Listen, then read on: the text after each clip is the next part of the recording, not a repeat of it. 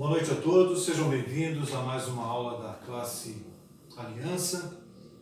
Hoje é a nossa última lição, lição de número 13. A partir da semana que vem nós iniciamos uma revista nova. Hoje a gente vai falar a respeito da ressurreição de Cristo. O nosso texto base está lá em João 20, de 1 a 21 e o verso 25. Sejam todos bem-vindos, espero que essa aula seja edificante, que todos cresçam aí em conhecimento da palavra de Deus. Deus abençoe a todos nós. Pedimos que vocês estejam em oração por nós também aqui, para que realmente nós possamos aí, o marco da cristandade é exatamente a ressurreição de Cristo, então que isso realmente impacte a vida de todos vocês. Boa noite, graça e paz a todos os irmãos, classe Aliança. Mais uma oportunidade de darmos a palavra do nosso Deus, regozijarmos na sua presença. Convidamos a todos que abram suas Bíblias, que estejam acompanhando, adorando ao nosso Deus através do estudo. Então, que possamos ter, Deus falando conosco através da sua palavra. Vamos lá? Então, vamos ler o capítulo de João. Vamos orar primeiro? Isso mesmo. Eu posso orar.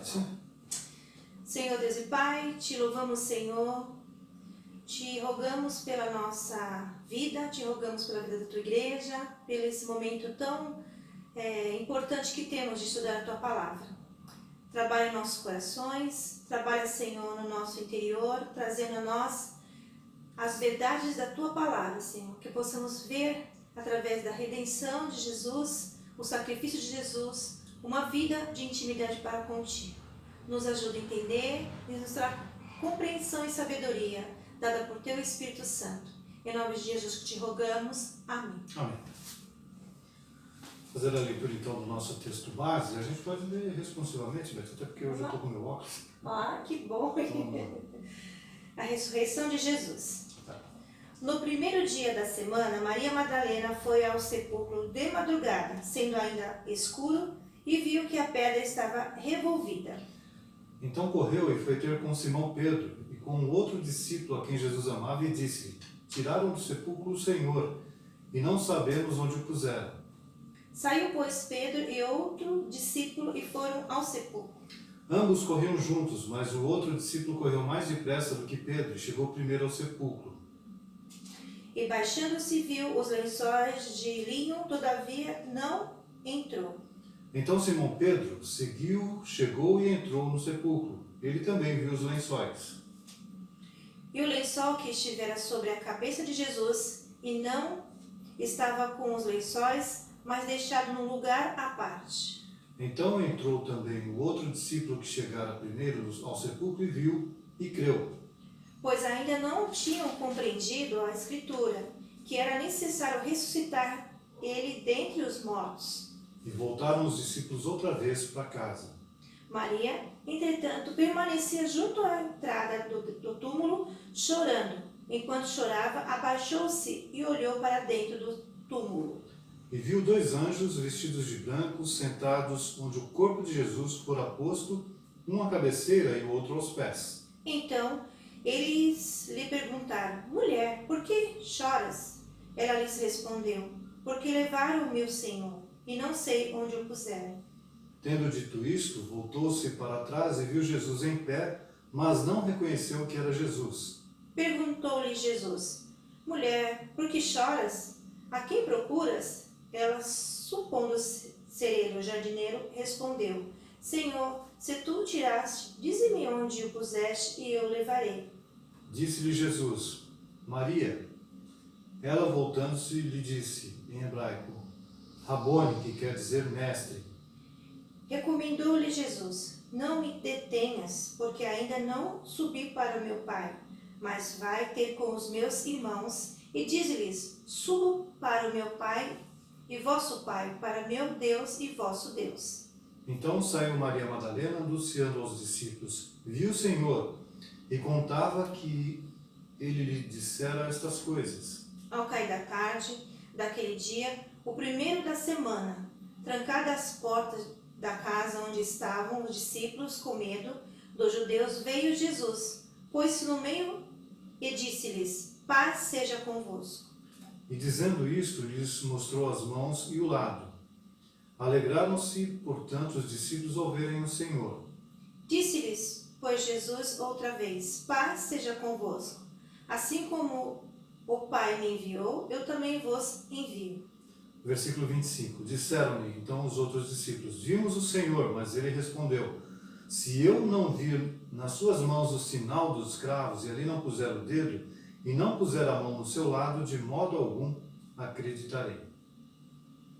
Amém, né? Glória a Deus pela nossa palavra do Senhor em nossas vidas. Bom, pessoal, ao longo da história da humanidade, muitos líderes religiosos vieram e se foram. Mas apenas um não terminou assim, que é exatamente Jesus de Nazaré. Morreu sim, mas ressuscitou e vive para sempre. Se Jesus não morresse e ressuscitasse, talvez a religião cristã fosse mais uma religião de ensinos morais, de ensinamento de coisas boas, como as demais religiões ensinam, em certo sentido. Mas nenhuma tem um líder que morreu e ressuscitou. Então, o que diferencia realmente, o marco, que nem eu falei, o marco da cristandade, o que marca a religião cristã é exatamente o fato de Jesus ter morrido, né, ser o nosso Salvador, ter se oferecido como sacrifício, mas mais importante ainda foi o fato dele ter ressuscitado. E ele nos dá essa viva esperança de que um dia nós também, juntamente com ele, assim como ele ressuscitou, nós também vamos ressuscitar. E aí, tudo isso que aconteceu, os seus seguidores registraram as evidências de tudo isso que aconteceu e passaram então a espalhar a notícia. E exatamente essa notícia que a gente chama de evangelho, né? As boas novas. Exato, as boas novas, né? Que é essa notícia. E aí a gente parte então para o primeiro ponto, né? Que é o encontro de Jesus encontra Maria, que está lá exatamente no nosso texto. No sepulcro, né? Maria estava ali, como nós vimos no Evangelho, aqui no João, versículo 1 e 2. No primeiro dia da semana, Maria Madalena foi ao sepulcro de madrugada, sendo ainda escura, e viu que a pedra estava revolvida. Então correu e foi ter com Simão Pedro e com outros discípulos, a quem Jesus amava. E eles disseram, aí ela começou a contar que estava lá, chegou lá, estava aberto e estava vazio. Ela estava ali para guardar, né? Aquela que acompanhou tanto Jesus no seu ministério como aos discípulos, né? Um papel muito importante de ter essa mulher. E a gente vai, no discorrer da palavra, aqui conhecer um pouquinho mais. Os evangelistas destacam que Jesus ressuscitou no primeiro dia, como foi lido aqui. A descoberta de que Jesus havia ressuscitado é contada em cada evangelho de maneira particular. Então, sempre com uma ênfase, sempre com uma especificidade, uma particularidade, o foco, né, da questão redentora de Jesus. Aí é importante, né, a gente destacar, né, que Jesus ressuscitou no primeiro dia da semana, que é o destaque que eles fizeram. Então é possível que eles quisessem mostrar que aquele que cumpriu toda a lei, né, no caso de Jesus, durante a vida, ressurgiu dos mortos sem violar o sábado, ou seja, ele estava cumprindo novamente a lei de uma maneira perfeita. Mas é mais certo que eles tentassem registrar a ressurreição como fundamento para a consagração do domingo ao Senhor. Obviamente, né, orientados aí pelo Espírito Santo. Então, isso é observado na Igreja Apostólica. Nós temos lá em João 20, 19 e 26, que nós lemos, mas essa passagem também está lá em Atos 27, se você quiser procurar. Atos, eu acho que... Em 1 Coríntios, que eu abro aqui. Em Atos 27. Eu abro Coríntios 16, 2 também fala a respeito disso. Atos 27, versículo 7. Vamos lá. Marcos 20, versículo 7. Marcos. Atos. Né? Atos 20, versículo 7. Eu falei muito. Eu sangrei pinguim lá. Vai estar pronto em 18. 10 a 8, não é 18, é 10 a 8. 27, né? No primeiro dia da semana, estando nós reunidos com o fim de partir o pão, Paulo, que devia seguir viagem no dia imediato, exortava-os e prolongou o discurso até a meia-noite. Exatamente. Em 1 Coríntios nós temos também a menção. No primeiro dia da semana, 1 Coríntios 16, 2, diz que no primeiro dia da semana, cada um de vós ponha de parte em casa, conforme a sua prosperidade, e vá juntando para que não façam coletas quando eu for. Ele está falando acerca da coleta dos necessitados, que seria feita então no primeiro dia da semana, ou seja, no domingo. Mas aí a gente percebe que os eventos seguintes à ressurreição variam de acordo com cada evangelho. A gente vai ver que cada um narra de uma maneira diferente. E nós vamos nos ater então ao evangelho de João. Né? Daí fala aí que Lucas, né? Falando de Lucas, por exemplo, ele dá o exemplo da impressão inicial de que Jesus se encontrou com os discípulos e os levou de Jerusalém à vila vizinha, Betânia, e ascendeu ao céu. Tudo no domingo da ressurreição, né? Ascensão de Jesus, não é isso? Então sempre há ênfase assim, algo que pudesse ensinar e que eles pudessem reconhecer mesmo a presença e a ressurreição de Jesus, não é isso? A companhia, ali estar próximo deles, eles sentirem Jesus, como também já sentiram quanto no ministério, e depois de morto ressuscitado, não é isso? Para realmente eles crerem. Lucas ainda dá um destaque, né? Que Jesus ele apareceu diversas vezes no decurso aí de 40 dias antes da sua ascensão, que está descrita lá em Atos 1:3. Né? Atos 1:3. O próprio apóstolo Paulo, que não conviveu, não estava nesse contexto próximo, mas ele diz que Jesus fez várias aparições, inclusive para pessoas fora do círculo apostólico, que não estão narradas em nenhum outro lugar, né? Mas se a gente for lá em 1 Coríntios 15, 5 e 7, Paulo vai falar a respeito disso. 1 Coríntios, de 5 a 7, que diz: E apareceu a Cefas, e depois aos 12.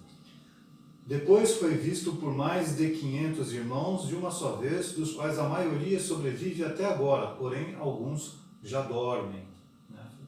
Depois foi visto por Tiago, mais tarde por todos os apóstolos. Então a gente vê que Paulo ele tinha essa informação, porque Paulo era contemporâneo, né? Ele conviveu logo após a ressurreição, já se tornou cristão e passou a proclamar o evangelho, né? E ele tem essas informações aí. E assim, para aqueles que querem dar uma ênfase, estudar, né, essas questões da aparição, aqui na Bíblia de Genebra, vai comentando aqui que há registro de 12 aparições, como você comentou. As principais 6 ocorreram em Jerusalém, 4 na Galiléia, uma no Monte das Oliveiras e uma no caminho de Damasco. Aqui na página do 1265 do Evangelho, aqui no rodapé tem várias orientações quanto a isso. Né? Falando um pouco dos 4 evangelhos, os registros, e os aparecimentos de Jesus, né, depois da sua ressurreição. Bacana. Né? Isso é bem bacana mesmo. João, mesmo sabendo que havia outras mulheres no sepulcro, se concentra... A gente tem que perceber aí, a gente tem que notar o plural. Olha como João narra, né? No versículo 2, então correu e foi ter com Simão Pedro e com outro discípulo a quem Jesus amava e disse-lhes: Tiraram do sepulcro o Senhor e não sabemos onde puseram. Ele usa o plural, né? Isso. Outras mulheres no sepulcro, né? Exatamente. Pesquisando um pouquinho ali em Lucas 8:2, podemos ler lá, né? Quem é a questão de Maria Madalena?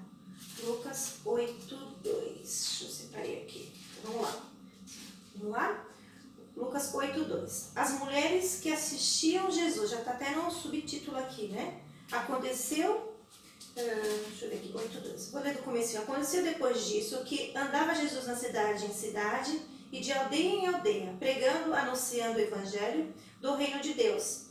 Os 12 iam com ele, e também algumas mulheres que haviam sido curadas de espíritos malignos e de enfermidades. Maria, chamada Madalena, da qual saíram 7 demônios. E ele vai falando algum nome de outras mulheres também que ali acompanhavam, né?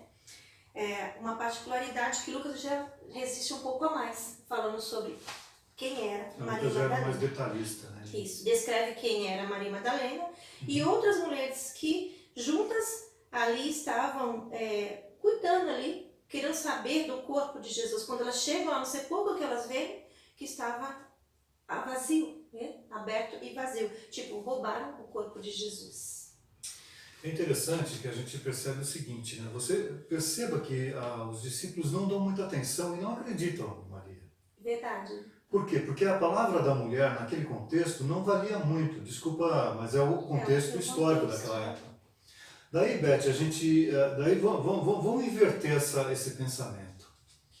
Se fosse uma mentira tudo isso, certamente os apóstolos, ou mesmo João, que narra, que quem viu primeiro foi Maria Madalena, se ele estivesse mentindo a respeito da ressurreição de Jesus, ele também mentiria a respeito do primeiro que teria encontrado. Isso mesmo. E certamente, já que ele vai mentir mesmo, ele não falaria que seria uma mulher, porque a mulher teria pouca chance de ter credibilidade. Né? Então, é mais uma coisa, quem estudou história, como foi o meu caso, né, você não precisa de ter um fato visível para você crer. Quer dizer, até quando há assim, uma... como eu posso dizer? Quando as coisas fazem sentido, né? Uma certeza, uma credibilidade maior. Então, existe uma certa... que me foge a palavra agora, que as coisas batem, né? Então, quer dizer, por que nós cremos? Por que que é uma verdade? Além do fato, né, da nossa fé, que nos é dada por Deus, nós cremos sem dúvida nenhuma a respeito disso, nós sabemos que se eles fossem mentirosos, eles iriam mentir e não colocaram, por exemplo, vamos colocar... Mulher, né? Eles iam falar que quem viu sair do sepulcro fosse um centurião romano que presenciou, ou Nicodemos, ou José de Arimateia, pessoas que ele mesmo cedeu o sepulcro, né? Então, havia ali uma certa, de alguma forma, a verdade em função até nisso. Então, por que nós a história ela se confirma então até nesses detalhes, né? É importante a gente destacar porque é mais uma coisa que corrobora para a gente. E até endossando o que você falou, dando uma lidinha, vai falando que os rabi, os mestres naquele período, eles ensinavam muitos discípulos, né, no caso a figura masculina. Então a mulher não tinha vez, não. Não tinha. E a partir de Jesus, né, da questão do milagre, da questão da expulsão dos demônios, a questão da gratidão, elas começaram e continuaram ali auxiliando. E fala delas a questão dos encontros, algumas questões de aptidões que elas tinham, né, para estar auxiliando ali no ministério de Jesus junto com os discípulos, e até a questão de venderem, né, comercializarem, né, até para ajudar no sustento dos discípulos, quanto tão foi importante também. Então elas também eram conhecidas entre eles que conviviam ali.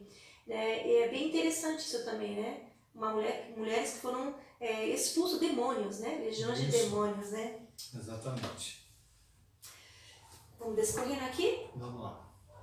Então, avisados por ela, né? Foi à frente e as demais. João e Pedro também têm um papel importante como testemunho do sepulcro vazio. Aí eu, nas entrelinhas, escutando várias coisas, quando ele comenta aqui, João, né, quando eles saíram correndo nisso, que o próprio João estava ali, né? Que chegou ali na frente, né? O que estava na corrida. E não fala ele certamente era mais novo que Pedro. Isso, ele correu mais, né? Só que ele não fala, sendo que ele é o próprio que escreve o Evangelho, né?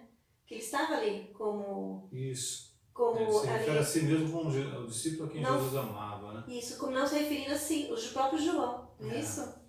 Fala aqui, ó, saiu, pois, Pedro e o outro discípulo e foram ao sepulcro. Esse outro discípulo é o próprio João, né? O Evangelho, que escreve o Evangelho. E ambos corriam juntos, mas o outro discípulo correu mais depressa do que Pedro e chegou primeiro ao sepulcro. Aí a gente vai ver a propriedade, ele estava no local, ele estava observando tudo aquilo que estava ocorrendo, né? Aquelas mulheres chegam, avisam, e qual era? Depois a gente vai ver, né, como que eles estavam. E eles ficam mesmo assim, né? E saem correndo. Fico imaginando ali a cena, né? Ser muito próximo, não próximo, né? Um sepulcro ali, né? É que eu não pesquisei para saber exatamente o local, mas eu já devo ter ouvido falar alguma coisa que eles não estavam muito longe, do local do sepulcro, né? Onde Jesus tinha sido sepultado. Mas enfim, de qualquer forma, o Pedrão perdeu na corrida aí para João. Isso. A questão do aviso que elas chegaram até os discípulos, falando que o corpo de Jesus havia sido roubado. Isso? Quer continuar aqui? Que ele vai falando aqui que Não, vamos lá. estava reservada a ela, porém outra espécie de experiência menos racional para reacender sua fé. Porque ela ali estava somente para cuidar, né? Zelar do mestre que tanto ela ali o acompanhava no seu ministério. E a questão espiritual, né? A questão de Jesus ensinando a eles, ou elas também devem ter ouvido do ressurgir de Jesus, que ele iria ressuscitar, né, ao terceiro dia. Então vamos mostrar que Maria... Mas tá boa a imagem, né? Ele capta a imagem, tá com boa iluminação. Maria olha novamente dentro do túmulo e há 2 homens sentados no local onde havia deitado o corpo de Jesus. Sem perceber que são anjos, ela lhes explica a razão do seu choro, quando de repente se volta para um novo personagem que ela também não reconhece, perguntando pelo corpo do mestre. João 20, do versículo 11 ao 15. Maria, ela chega ali exatamente para preparar, né, o corpo de Jesus, né? E a decepção dela, chegando lá, ela falou, pô, mas já tiraram o corpo dele? Poxa vida, né? Não chega a tempo, ela realmente né? ela fica muito triste. E fala não sabia que... ela que na realidade ninguém havia tirado, o próprio Jesus havia ressuscitado, mas até ela entender isso, ela ficou triste a ponto de ficar chorando, né? E foi consolada pelos anjos, né? Aqui eu fico pensando, né, a dor, né, o choro ali quando ela chegou, a dor, né, das mulheres que ali se encontravam, de pensar, imaginar que alguém tinha roubado o corpo de Jesus, né, do mestre. A única coisa que passava, às vezes, eu fico imaginando na cabeça dela, naquele momento, não, o corpo do mestre foi roubado, o corpo do mestre foi levado, e para onde que foi levado, né? E a questão do olho embaranhado em lágrimas, né, ver 2 anjos, e o outro que chega próximo pergunta, né, por que ela estava chorando, não reconhecendo que era o mestre. E os anjos não estavam aparecendo anjos daquela forma que, né, não foi isso não, viu? Porque tem em outro evangelho de São Paulo, não sei se foi em Marcos, que fala varão, né, ou seja, um homem, né, são homens que são anjos, né, porque a gente sabe pelo relato, né, um relato inspirado, mas que eles tinham forma humana, né, então por isso que ela não reconhece que eles são anjos, né.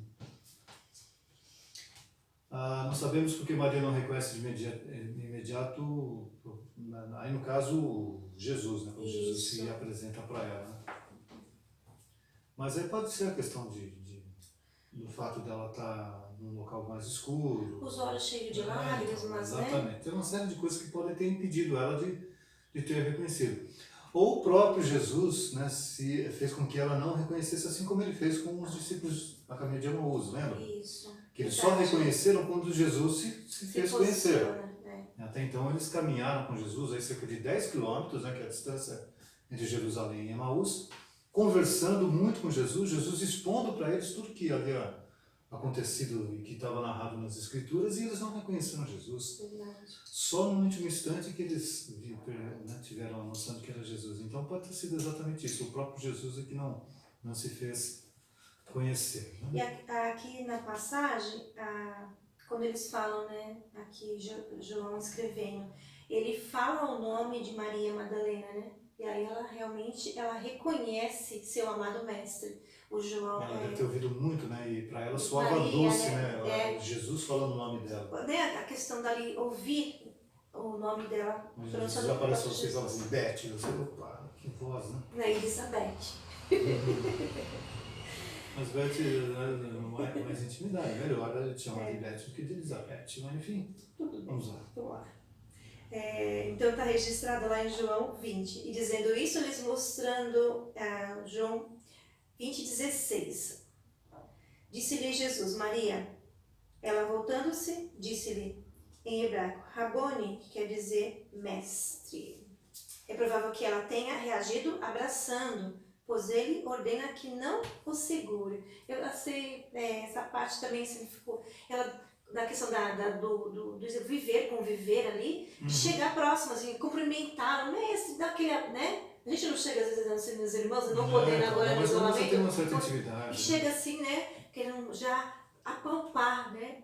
E aí ele falou, não, se distanciando dela, né? Eu vim agora e vou subir ao Pai. Então ele tinha que passar tudo o que tinha, que agora é um posicionamento até meio diferente, né, Joel? Dessa convivência que ele já tinha tido com os discípulos, né? É verdade. Bom, vamos para a parte 2, né? A gente vai falar agora a respeito da parte que nós lemos dos versos 19 a 31, onde Jesus então encontra os discípulos, né? Ele tem esse encontro dentro do sepulcro com Maria Madalena, e agora, então, o holofote volta-se então onde os discípulos estão reunidos, ali também tristes, né? Por tudo que aconteceram, agora mais tristes ainda, porque eles não compreendiam o que de fato havia acontecido, mas eles sabiam que o corpo já não estava mais lá. Então a primeira impressão talvez deles fosse a mesma de Maria, alguém tivesse tirado, né, sem autorização. Sim. E isso certamente deixou eles apreensivos. Então aquele domingo fora inesquecível desde as primeiras horas, né? Mas apesar das notícias de Pedro e João e também de Maria e as outras que estavam acompanhando Maria, e também a essa altura também os discípulos de Emaús estavam voltando, né? E estavam narrando que eles haviam encontrado Jesus, né? Então ainda tem muita dúvida e muito temor ali por tudo aquilo que estava acontecendo. Então, com medo dos líderes judaicos tivessem levado seu mestre, né, à morte, os discípulos se trancaram numa casa, né? Então eles ficaram com medo de tudo aquilo, se trancaram, se fecharam, né? Eles tiveram medo. Então Jesus ele vem e fica em pé no meio deles. Aí dentro desse contexto Jesus aparece ali, né, conforme a gente vê narrado no verso 19, que ao cair da tarde daquele dia, o primeiro da semana aí, vale destacar, né, o domingo, né, trancado as portas da casa onde estavam os discípulos, com medo dos judeus, veio Jesus e pôs-se no meio deles e disse: paz seja convosco, né? Abrindo um parênteses aqui, trancados em casa. A questão do medo que o próprio o judaísmo ali provocava, não é isso? Se eles chegaram a condenar Jesus sem ter nenhuma, né, algo que condenasse, e a questão da falsificar um tribunal, que foram de madrugada que nós estudamos anteriormente, o que eles poderiam fazer com os discípulos? Vale destacar também que até então os cristãos tinham sido perseguidos por judeus. O Império Romano não tinha nada contra os cristãos. Judeus. Né? Depois é que nós vamos ter aí as perseguições por parte de Nero, né? Por conta do incêndio de Roma. Certo. Aí depois eu vou até dar uma dica aí de filme legal para você assistir, que conta um pouquinho a respeito desse período aí. E a questão da fala dele, né? Nota um detalhe também, Beth, que a porta estava fechada e Jesus aparece no meio dele. Lá no meio dele. Isso tem um nome, né? Isso chama-se teofania, né? Isso acontecia muito no Antigo Testamento, né? Que nem a gente vê lá em Jeremias. Jeremias 1, de 7 a 10, fala... Jeremias 1, de 7 a 10? Que é a teofania, ou seja, uma maneira sobrenatural, uma aparição sobrenatural, né? Você quer que eu leia todo? De 7 a 10. 7 a 10? Vamos lá. Mas Senhor me disse, não digas, é isso mesmo? Não passo de uma criança, porque a todos a quem eu te enviar irás, e tudo quanto eu te mandar falarás. Não tenhas diante dele, porque eu sou contigo para te livrar, diz o Senhor. Depois estendeu o Senhor a mão, tocou-me na boca, e o Senhor me disse: eis que ponho na tua boca as minhas palavras. Olha que hoje te constituo sobre nações e sobre os reinos, para arrancares e derribares, para destruíres e arruinares, também para edificares e para plantares. Isso é uma teofania, né? Isso é um encontro de Jeremias. É uma questão de Jeremias, né? Exatamente. Quando Deus fala com ele. Logo em seguida de tudo isso que aconteceu, Jesus aparece no Pai seja convosco, né? Tem uma coisa assim extremamente humana. Jesus mostra que os ferimentos, né? Da crucificação, para comprovar que não era uma visão ou espírito, né? O versículo 20 diz que, olha lá, e dizendo isto, paz seja convosco, né? Lhes mostrou as mãos e o lado, né? todos eles então confirmaram. Imaginando assim, né? Em Lucas 24, 39, a gente vai ter também essa narrativa. Lucas capítulo 24, versículo 39. Que diz assim, ó, vede as minhas mãos e os meus pés, que sou eu mesmo, apalpai-me e verificai, porque um espírito não tem carne nem ossos, como vedes que eu tenho. Então Jesus deixa bem claro que não é um espírito, até por conta da aparição, né, sobrenatural que tem. Dizendo isso, né, para que eles apalpassem, tocassem Exatamente. Jesus. Então, né? depois de saudados com a paz pela segunda vez, Jesus comissiona os discípulos a dar continuidade à sua obra na terra, em seu nome, né, que a gente vê a partir do versículo 21, né, que disse-lhes, pois Jesus outra vez, passagem convosco, assim como o Pai me enviou, eu também vos envio. Havendo dito isso, soprou sobre eles, né, e disse-lhes, recebei o Espírito Santo. Se de alguns perdoardes os pecados, são-lhes perdoados. Se lhes retiveres, são retidos. Então aí a gente vê a comissão, né, do... Já iniciando toda ali, né? Então, essa autorização para perdoar e reter pecado não implica em autonomia, né? Ou menos ainda que Deus esteja cativo das decisões da igreja. É importante a gente frisar isso, né?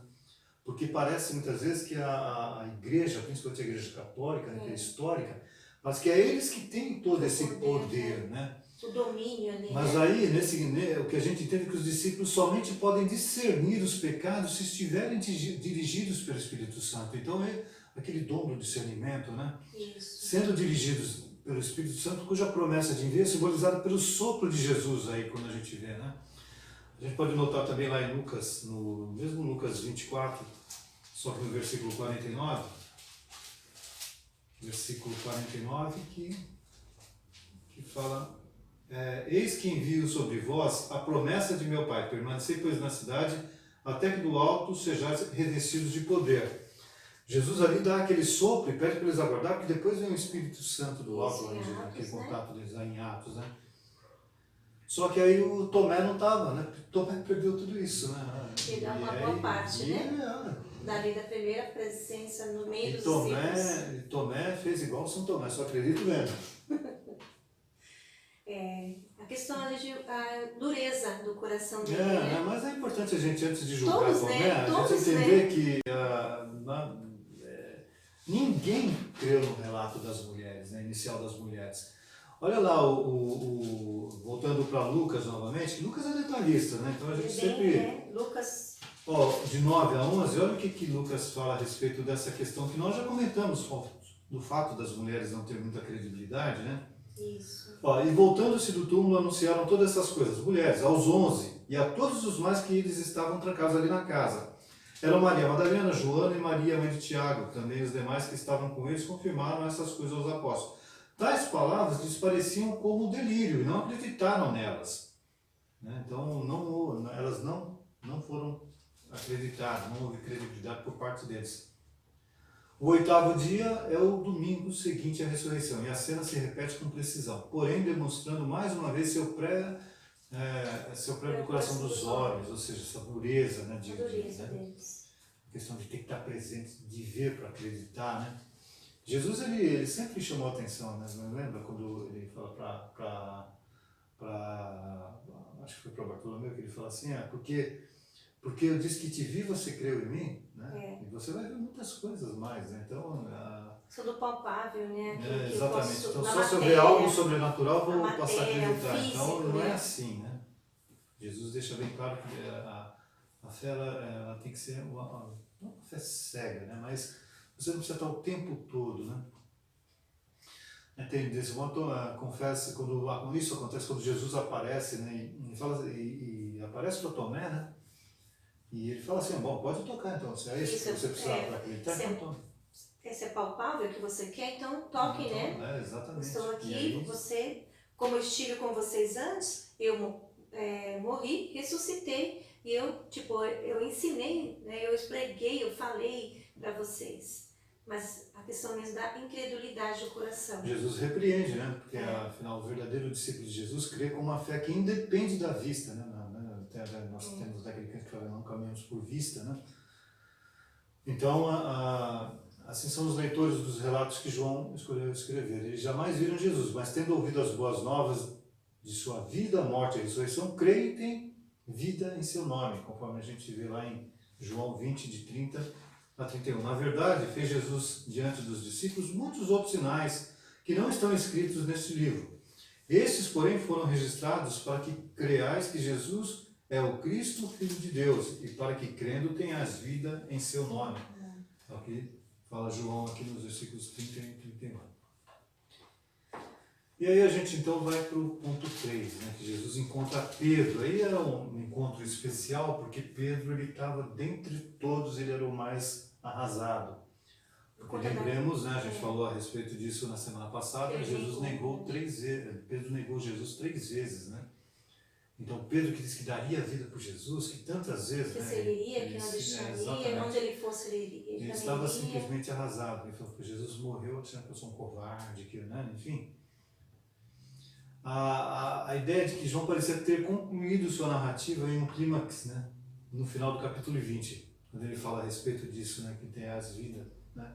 Ele fala, né, no capítulo 20, ele encerra falando exatamente para que crendo tenhas vida em seu nome. Mas aí entra o capítulo 21, né? E não é difícil imaginar a sua motivação para incluir esse relato do encontro com Pedro, né? Ele aparece, né, aos discípulos ali, né? Porque, veja bem, João foi o último a escrever, né? Porque ele escreveu após os demais evangelhos já terem sido escritos e já estar sendo circulados, né? Isso quando João escreve, né? Não é esse encontro, né? Mas a narrativa de João, o que João escreve, foi bem depois, né? De já haver uma circulação dos demais evangelhos, Mateus, Marcos, isso sem falar das demais narrativas que provavelmente haviam, né?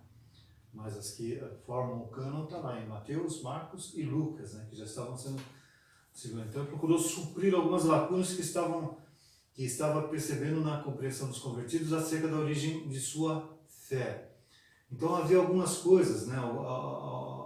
Algumas dúvidas que pairavam no ar que ele tentou dirimir, né?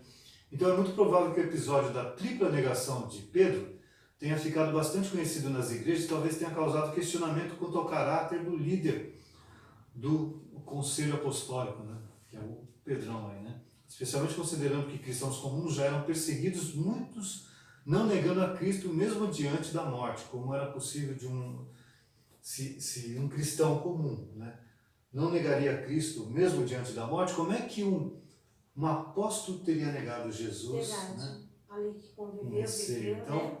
Isso daí pairava na igreja e de certa forma isso em alguma forma atrapalhava o ministério, certamente o ministério de Pedro, né? Então João registra toda essa narrativa, né, que é a parte do capítulo 21, para tirar essa imagem, essa impressão ruim, porque há uma restauração pelo próprio Jesus na vida de Pedro, né? É interessante, como você falando aí da questão do período, a questão da proposta de João, assim, eu posso estar errado com você ter um pouco mais de propriedade, né, no final do século ali, quando ele escreve o evangelho elevado à igreja ali, mais ou menos 60 anos passados, não é isso, Joel? Eu posso estar errada? Quando João escreve? Isso. Não 60 anos passados, mas 60 anos da era cristã. Da era cristã, isso. Que passou aí quase 30 anos de todos esses fatos. Né? Então, aí eu estava dando uma estudada, até uma coisa assim bacana, né? Que eu comecei a pesquisar mais, né? Você tem me ajudado e me incentivado a isso. Que ele vai falando que alguns pontos que ele queria demonstrar com o evangelho, levar à igreja naquele período, que ele vai falando das distorções doutrinárias, até por conta de Pedro, como você falou agora, né, sendo uma pedra fundamental, né, a questão da igreja em si, né, e muitos dizerem que serem Cristo naqueles períodos, né, a questão das heresias mesmo sendo levantadas. É verdade. Eu achei bem interessante isso, para a questão do diagnosticismo, fala da questão agnosticismo, fala do corpo, da matéria, não é isso? Que eles falam da questão da importância. O gnosticismo é aquele que crê você tem que atingir um determinado conhecimento para você crer naquilo. Né? Isso, Então palpável, ele né? nem crê nem descrê, né? Mas ele precisa de uma prova concreta, precisa de um Isso. conhecimento tal que o faça crer de uma maneira, né? E a questão das heresias daquele período, né? Então, Haviam daí, várias, né? A gente vê Jesus narrando Nicolaitas, né? Tantos outros. A questão da negativa, a questão da vergonha. Mas né? essa narrativa que a gente vê no capítulo 21, ela serve para, de alguma forma, demonstrar para a igreja que realmente Pedro foi restaurado, né? Isso. É interessante que tem uma tradição dentro da igreja cristã, e é uma tradição que remonta a essa época, na época do período de Nero mesmo, na época que ele coloca fogo em Roma e culpa os cristãos. Né? A tradição diz que Pedro estava presente lá e ele foge, ele sai dali e parte para Jerusalém com medo de ser preso e aconselhado pelos que estavam aqui. Falaram, olha, você como líder da igreja vai ser o primeiro a ser preso e ser morto, então vai embora. E quando ele estava saindo pela porta latina ali de Roma, ele tem um encontro com Jesus. E Jesus pergunta para ele, Jesus fala para ele uma palavra que ele está lá narrado em João 16,5, né? Que Jesus fala assim, vocês não me perguntam para onde vais? Essa palavra em latim é interessante, o pastor certamente lembra desse filme que eu vou falar aí. Mas a palavra para onde vais, né, que Jesus pergunta aí, e agora Jesus pergunta para Pedro para onde vais, é Covades. Covades, por isso que eu falei o pastor gosta de filme clássico, é um filme muito clássico da década de 50, chamado Covades. E eu ouvi isso aí, eu até achava que era covarde, uma coisa covardia, né? Mas Covades é para onde vais, é a pergunta de Jesus para Pedro, e a pergunta que Jesus faz em João 16,5, né? Vocês não me perguntam para onde vais, né? Então vocês não têm. Então esse filme trata exatamente desse encontro de Jesus dentro da tradição, né? Isso não está narrado na Bíblia, mas na tradição cristã, católica, né? Diz que há esse encontro de Jesus, que Jesus fala assim, já que você está indo embora, então eu vou voltar para Roma para ser crucificado pela segunda vez. E aí Pedro pega então e volta para Roma. E ele então ele é feito prisioneiro e ele é morto. E ele fala assim, quando ele ouve a sentença dele que ele vai ser crucificado, ele fala assim, nossa, quanta honra, eu não mereço essa honra de ser crucificado como meu Senhor. Daí o soldado no filme fala assim, mas a gente pode dar um jeitinho nisso. E crucifica Pedro de cabeça para baixo, né?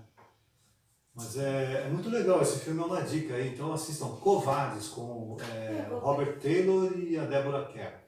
É um filme de 1951, é colorido, né? Eu só encontrei ele legendado, mas é muito bacana. Então ele demonstra como é que era a vida, o cotidiano dos cristãos nesse período de Roma, como houve a perseguição. Tem as cenas das arenas, os cristãos sendo comidos por leões, cristãos enfrentando touros, navios. E é uma história. E tem todo um romance, né, entre um general romano, que é o Robert Taylor, com uma cristã convertida, que é a história de Lígia, né, que é uma cristã que ele se apaixona e ele se torna cristão, né, a partir do momento que ele se apaixona por ela. Se eu não me engano, eu assisti esse filme e parece num período que eles estavam sentindo cheiro de churrasco, não sei se era esse, que ele fala que os homens estavam com tochas acendidas para poder iluminar.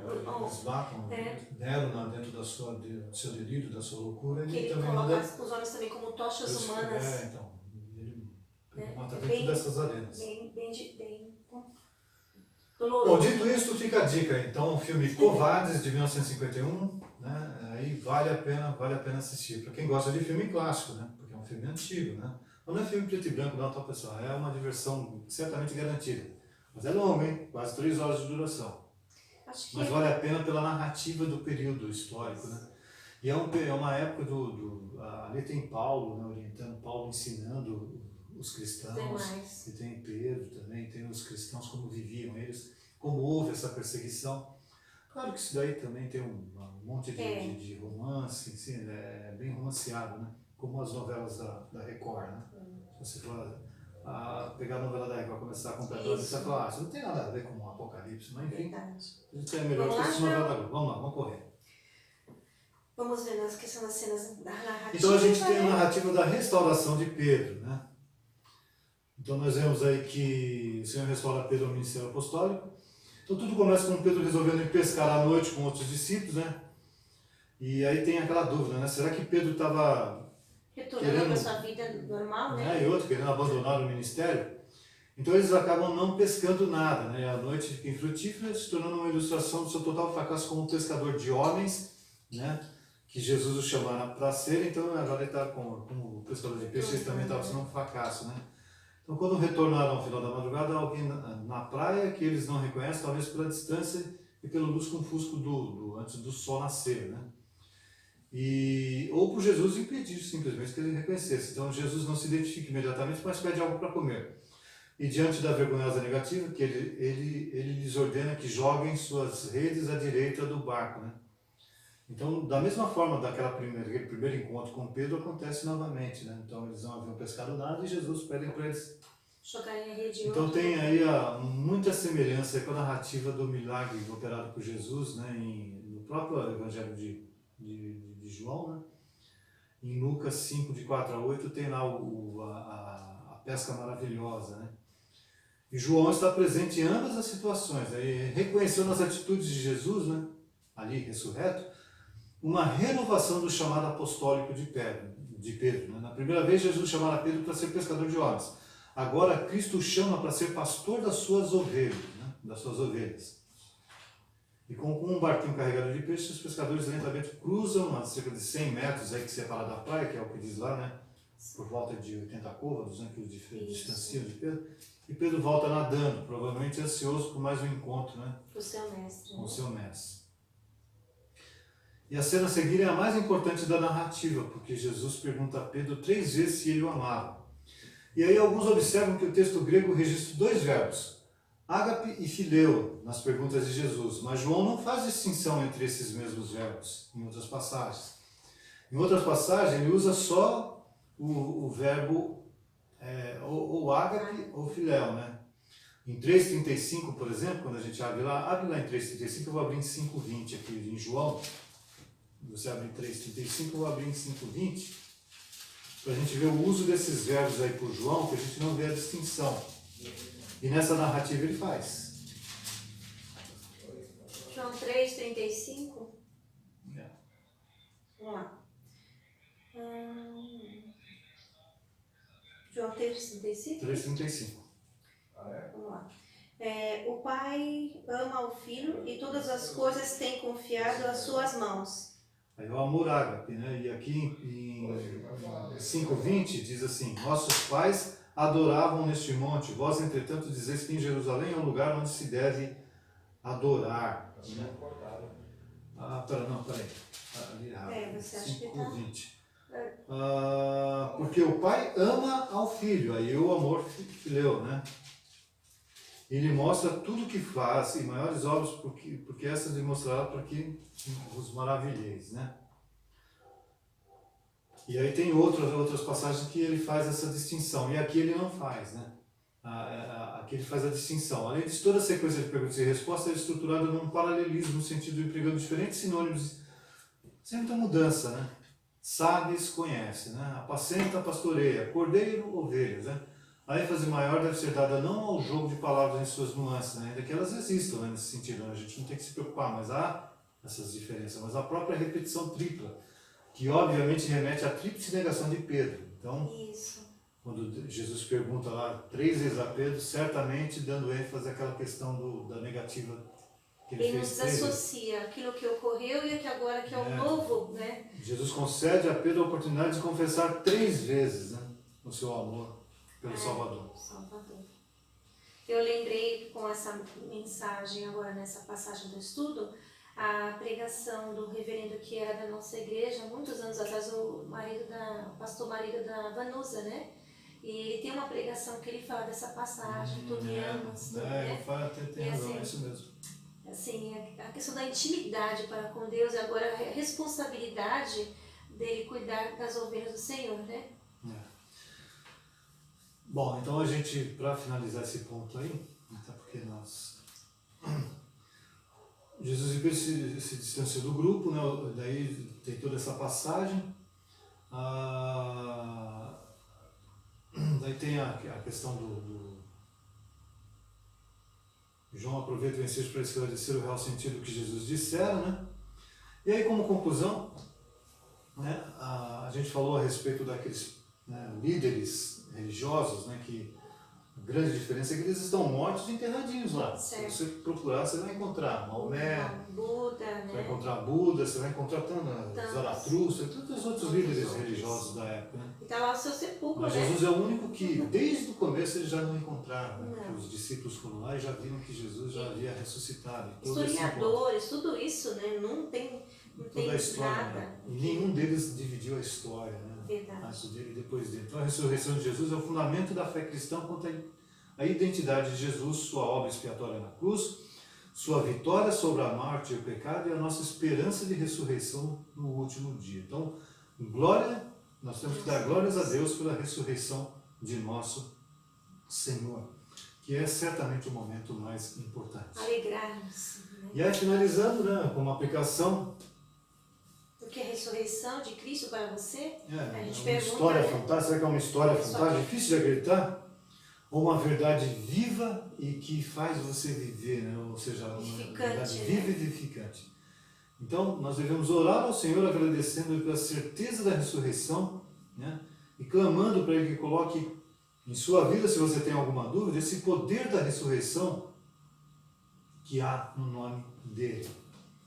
Tá certo, pessoal?